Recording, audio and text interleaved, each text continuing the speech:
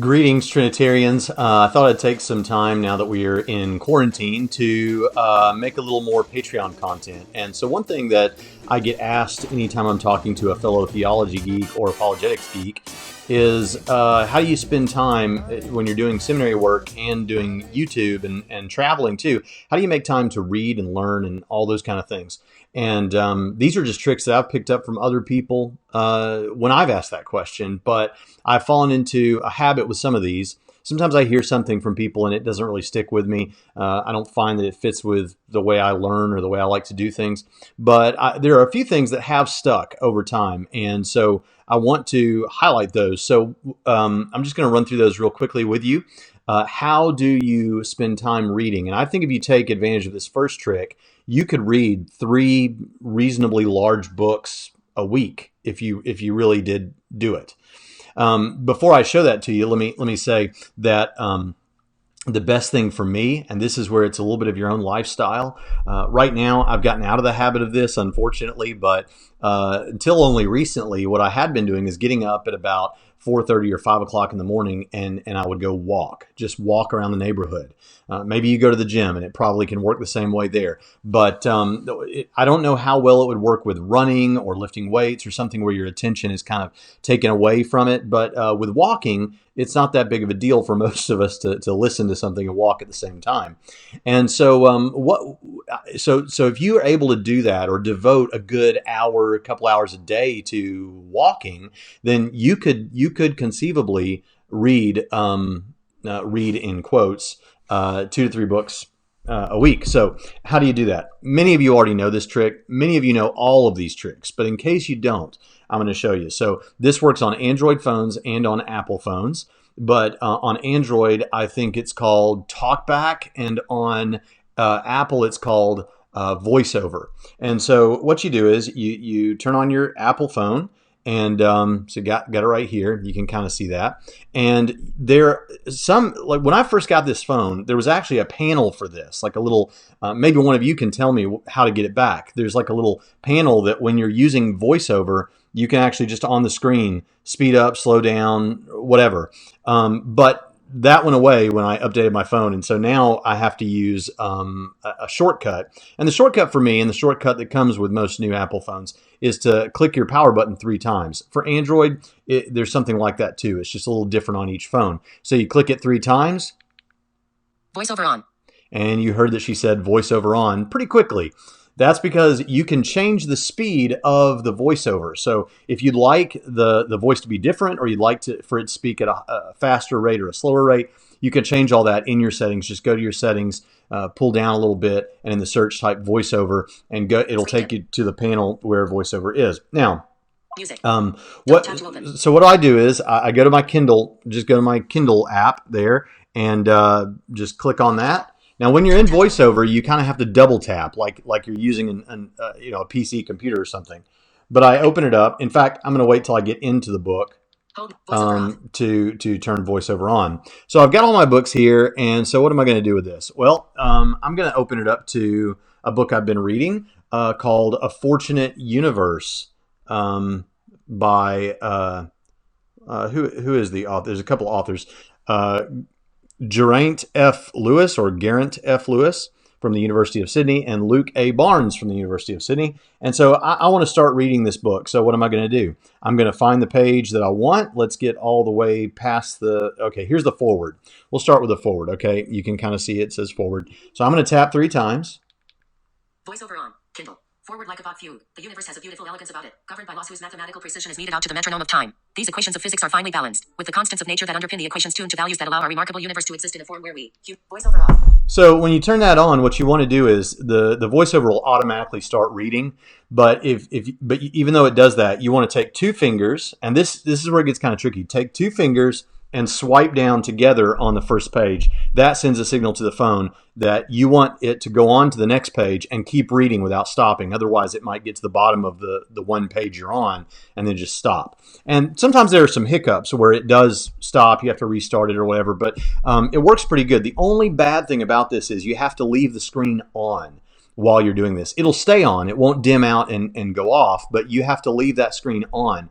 Another little trick I've learned that I would encourage is to lock the orientation of the screen. So you'll see when you're in Kindle, there's a little lock button there. You can lock the orientation so that when you turn it this way, it doesn't change the orientation, because if you do that, it messes up the voiceover. So now it's going to get a little bit difficult. What I do sometimes is I put it in my pocket with the screen on, with the screen facing away from my leg, because if it's facing toward your leg, depending on the how thick the fabric of your pockets is, it'll still recognize skin or whatever, or heat, or however it does that, and it'll stop the voiceover and mess it up. So turn the screen away from your body, put it in your pocket, make sure you have good battery life, and just let her go. Now, here's the problem with this. Another problem, the most obvious problem, is that most people don't like to use the robotic voice. But a couple of things on that. One, the robotic voice has gotten a lot better. That's one thing that needs to be noticed. They recognize now when there's a question mark at the end of a sentence, so they kind of go up, like, what do you think about that? Kind of something like that. And so it kind of is a little more human. It's still difficult, but you get used to it. And that's the thing with all of these things I'm going to show you. You kind of have to want it to work. If you don't want it to work, you're not going to like it. You're going to quit. It's like I tell people about apologetics books I've written, like Core Facts. I aimed my book Core Facts at a general readership, regular people in church. But even there, you have to want to understand, or else you're not going to understand.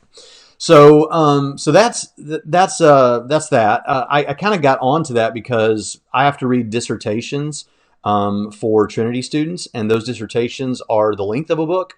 And so I thought, man, what can I do while I'm reading these? Well, if I tell my Mac to read me my dissertations, then I can walk around the room while I'm listening and get some steps in. I have a pretty big office.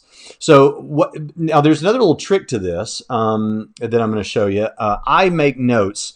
I don't know what famous person said it, but reading makes a man full, writing makes a man precise. So I don't know if you ever noticed that, but when you read a book or you listen to a book and you get the information, it may work in your mind or may not. But when you start talking about it with somebody else, that's where the real clarity of ideas comes.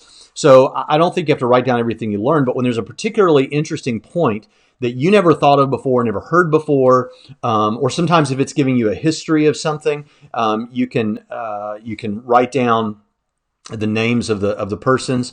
And so that means now you can use apps for that. But I'm going to tell you what I have really come to love, and that is the I think this is the Rocket Notebook. The Rocket Notebook is not expensive. I was turned on to this because I was in Barnes & Noble and I wanted to get one of those pens that when you write, it like stores it on a USB drive in your pen, and then it can either Bluetooth or whatever to your phone or whatever, everything you wrote in your handwriting and all that. I wanted one of those. Those were like $300. I didn't want to spend $300, but I found out about Rocket Notebook, and the cool thing about Rocket Notebook here is it's only like $20. And if you get, depending on which one you get, and it just uses a normal ink pen, but it has a special ink to it. So if you're not familiar with this, each page of the Rocket Notebook at the bottom, it has a black line that goes around the page, and I should have got a picture of this. And at the bottom, it's got these different icons, just on paper. And so what you do is you mark which icon, and you're going to assign in your phone which one of these icons goes to what folder, like in the Rocket book app, or in or you can have it go to, you have an icon for email, mark that in, and then you write something, it'll email it to you. If you put it in, if you say you want it to go to Evernote, it'll go to Evernote, which is a great note-taking app.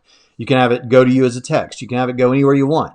And then what you do is, so you make your note, you write, you're taking notes on a sermon or a lecture, or as we're talking here, on a book that you're reading. And then what you do is you open up the Rocketbook app on your phone, hold it over the page, and then the app recognizes the border around the page. So it's, this is a page, copies what you've written, and then looks at what icon you marked on that page and sends it wherever you told it to go. And it really only takes a second. You just open the app, hold it up there, and boom, you're good to go. So that's been really, really helpful, especially when I was preparing for the Matt Dillahunty debate. I did that with a lot of things.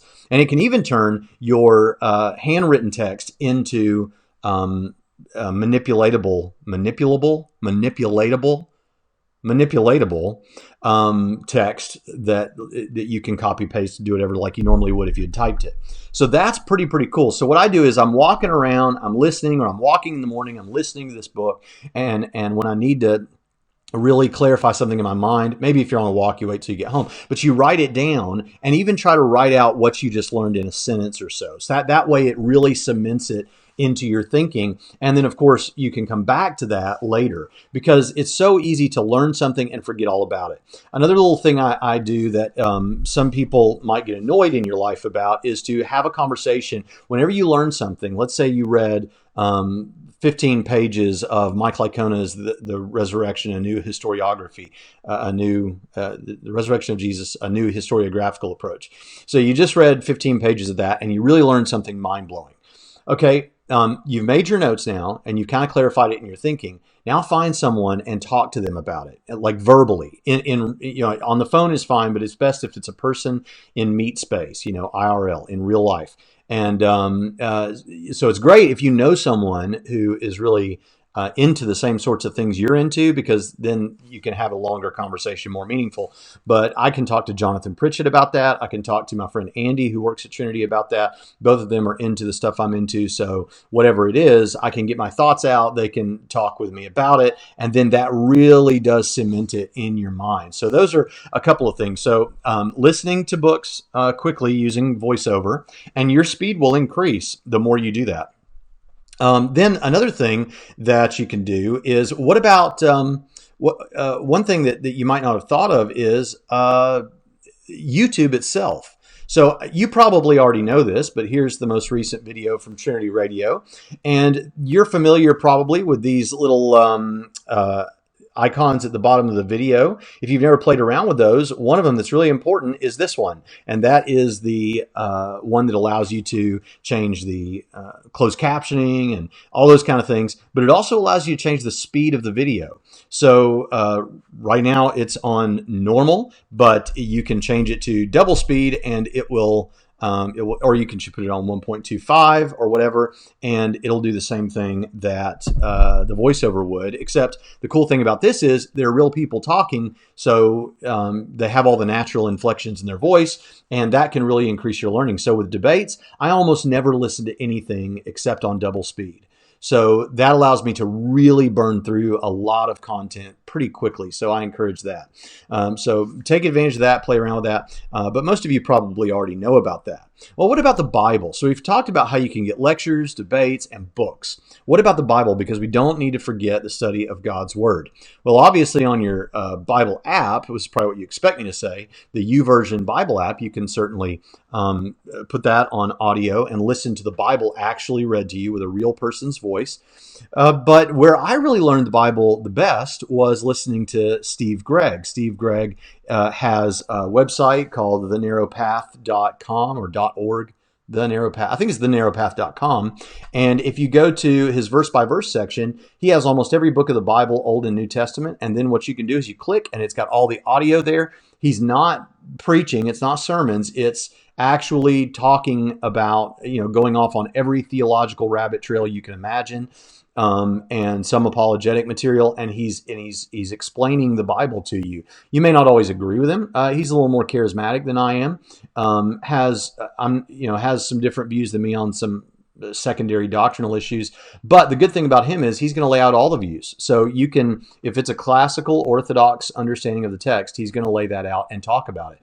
So I went through almost all of the Old Testament and all of the New Testament with him, and I cannot tell you, it's one of the best decisions that I have made in my life was going through the Bible with Steve Gregg. And I need to get back and finish the Old Testament. So you can get that at thenarrowpath.com. Also, if Apple users like me, downloading MP3s and stuff is not as easy as it is on Android. So what might make you happy is that there is an app for Apple and for Android for thenarrowpath.com. And so all of this is there. And when you close the app, you can pick it up next time and keep trucking. So that's how you can learn the Bible. And I don't know if he's got double speed in the app because I don't really use the app that much, but you can certainly you can certainly do double speed in other ways. So that's the narrow path, and so that's really helpful. Now, what about classic books? Some of these books that you could still do the double speed or the voiceover and put it on a higher speed. Maybe that's not really your thing. Well, at least with public domain books, so books that are older books that are now in the public domain, there is a great website and software that some of you are already familiar with, called LibriVox. And LibriVox, it's a sort of a maybe like a co-op type thing where individuals can pick a book and they can read and make an audiobook. So I could, if I wanted to, make an audiobook for LibriVox, reading a book, and then upload it for other users to listen to. So almost any book imaginable that is in the public domain, you can listen to on LibriVox. I did that with what was the book that I did that with? Robinson Crusoe. I did that with Robinson Crusoe. I also did that with what is the book? Oh, I can't remember. Fantastes by George. Why can't I think of his name? I know this guy. The guy he's C.S. Lewis's the guy that C.S. Lewis looked up to, universalist guy. Anyway, I don't know why I can't think of it, but it'll come to me. You're screaming it at your computer right now, perhaps. But anyway, you can listen to books that way, and you can also put those on double speed, and some of those are on YouTube. Also, I should say about YouTube, I've already showed you how to do the double speed on YouTube. Have you ever thought of looking to see if there are audiobooks available on YouTube? Sometimes there are. I read an actual well-done professional audiobook on YouTube of the brothers Karamazov. Just found it on YouTube. It was older. It was probably like from the 80s, but it was this really great voice actor, and he went through the whole thing. It was fantastic. And that's like an 11-hour book if you read it. And so I was able to put it on double speed and finish it in much less time than that, 5.5 hours maybe. So that was the year that I had adult chicken pox. So I listened to Brothers Karamazov with adult chicken pox. Anyway, so YouTube is good for that. Now, as a bonus, here's another thing that I'm just going to throw in there. You need to keep up on your current affairs. And many times people who are like me and you, who are theology geeks and apologetics geeks, we don't really take the time to watch the news or keep up with politics like we probably should. Some people fixate way too much on that, and if that's you, then shame on you. But what I make sure I do, if nothing else, is every day I go to a particular app, and they're not paying me to say this, I'm just telling you what works for me. The ABC News Start Here. Now, there may be political bias on any app like this or any podcast like this, but this podcast I found to be really helpful. It's about 20 minutes long every day. They have one every weekday. And so they just kind of cover everything that you need to know up to the point of this morning. So then you put it on double speed and you can burn through 20 minutes in 10 minutes. It takes me about 10 minutes to get to work. That's perfect. By the time I get to work, I've heard all the news for the day and I can be thinking about that and what's going on. Right now, as of the recording of this, the coronavirus is all that anybody is talking about. And there's a second podcast that's similar to this one that focuses specifically on the coronavirus, and that's the Coronavirus Fact or Fiction. There are several other coronavirus podcasts, but that's the one that I like and trust the most. So I think I've kind of shown you everything now that I really planned to show you, but these are the ways that I do it. Now, there is, if you want to go to the dark side, there is something else you can do. And I'm not going to be the guy to recommend this, even though it is kind of what I do. Ever since I got Apple AirPods, maybe some of you have laid in bed and as you're going to sleep at night or just before you go to sleep, you put an earbud in and that wire's hanging over your face and you only have it in one ear because you're laying on the pillow with the other ear and all those kind of things. But ever since I got the AirPods, it's a lot easier. And I can't tell you the number of times. I know this is bad. I know they can blow up or melt my ear or give me cancer or something. But I put those in my ear and maybe I'm listening to a debate. Maybe I'm listening to a lecture as I'm laying there in the darkness at night. And that's not good for your sleeping probably, but I sleep really well. And that's something you get. Now, you will fall asleep many times with the earbud in and wake up and where did my AirPod go? And you find it under your pillow somewhere. But that is something I've done too. Also, if you're a gamer out there, I can't tell you the number of times I have played a game and turned the volume down really low and listened to some audio content while I'm playing a game. So the point is, there are all kinds of ways to take in information, even book information and journal articles. There's a way. If you open up a document on Mac, there's a way to make the Mac read to you to the document. That's how I do my dissertations. So research that too if you want to. I'm sure there's something similar on Android. So I'm an audio learner. I learn best through audio. And of course, there are some books that I have to read because maybe it's really detailed information and I just have to see it. I have to reread and I have to do all that. But you probably realize if you're an Audible user that Audible is just, there's a deficit of good, deep theology and apologetics books. So these are some ways that you can do it. And I think if you take advantage of this, you can read 3 books. And by the way, Webster's Dictionary says that listening to an audiobook, you can say, I read the book. So take it up with Webster, guys, if you want to say I'm not really reading. But I can read. You can go through 3 books in a week, and you can get a lot of other content. You can get your politics and news and world events, all of that right there. So I hope this has been helpful to you, and I'll see you next time on Trinity Radio.